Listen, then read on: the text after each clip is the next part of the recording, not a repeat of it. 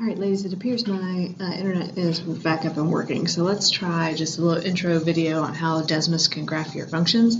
So I'm going to look at that first one that we did, y equals x minus 1 and 3x minus 1 for the various restrictions. So if I type in y equals x minus 1, then I'm going to hit the braces, so it's right under the plus sign or above the enter sign. Notice it goes ahead and fills in 1 afterwards as well.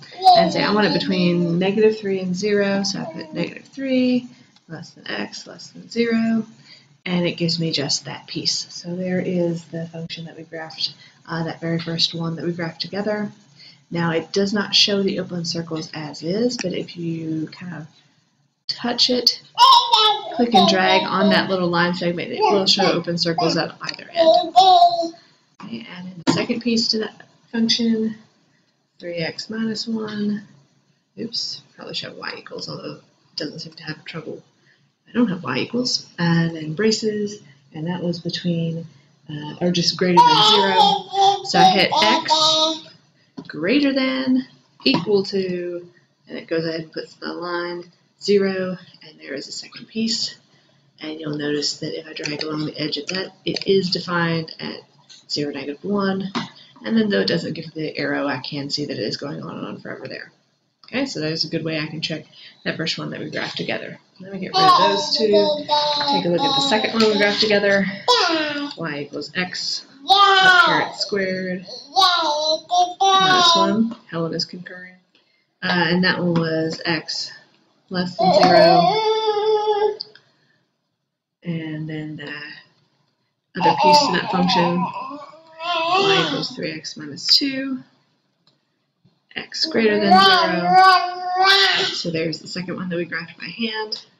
And notice I can get the fact that both of those are in fact open circles, undefined on the y-axis, and gives a good picture of the function I have going on. Let's look at that last one. So negative x plus 1, x is less than -1.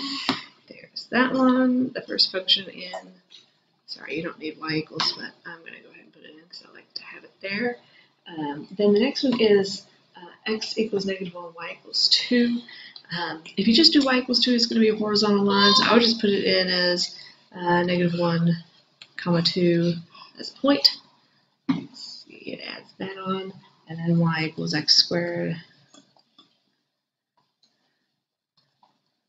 Oops, not up in there.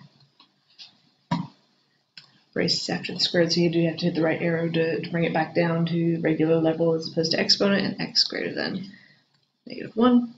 And there is my 3 functions, so the line, the point, and the parabola going on from there.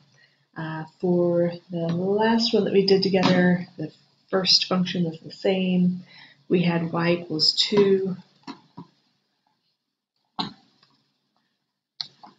The horizontal line between -1 less than equal to x less than